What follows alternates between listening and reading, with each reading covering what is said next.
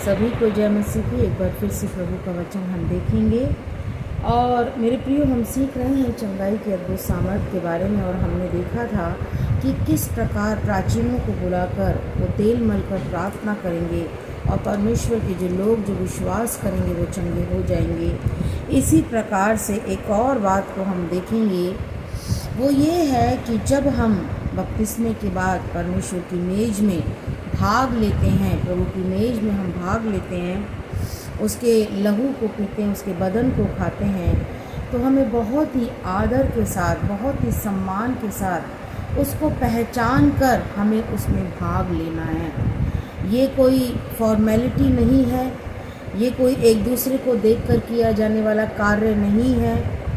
ये बहुत ही गंभीर बात है, ये परमेश्वर की आज्ञा है।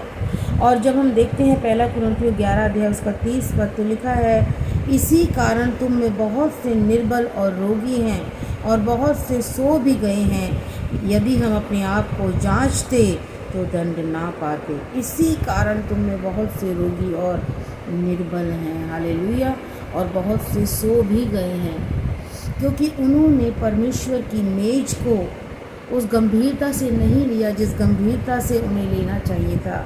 क्योंकि जो कोई परमेश्वर का बदन खाता है, उसका लहू पीता है, वचन बताता है उसमें अनंत जीवन है, उसमें बीमारी नहीं, उसमें दुख नहीं, उसमें चिंता नहीं है, उसमें चंगाई है, उसमें भलाई है, उसमें जीवन है, हालेलुया।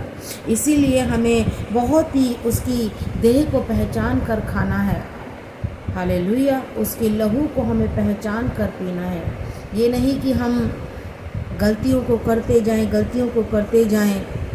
हाँ, यदि हम सच्चा पश्चाताप करते हैं, क्षमा मांगते हैं और प्रभु की मेज में भाग लेने का निर्णय लेते हैं और अपने पापों को छोड़ने का निर्णय लेते हैं कि आगे से हम ऐसा नहीं करेंगे, तब वो लहू, वो बदन हमें बदलने में हमारी सहायता करेगा, अंश अंश करके चेंज होने में हमारी मदद करेगा। लेकिन यदि हम जानबूझकर प्रभु की मेज को ना पहचाने और उसे ठट्टों में उड़ाएं, उसके महत्व को ना जानें, तो वचन बताता है बहुत से रोगी हैं, निर्बल हैं और बहुत से सो भी गए हैं। यदि हम चंगे होना चाहते हैं तो हमें बहुत ही गंभीर होना है, परमेश्वर की मेज के बारे में उसे पहचानना है और पहचान कर उसमें हमें भाग लेना है। God bless you.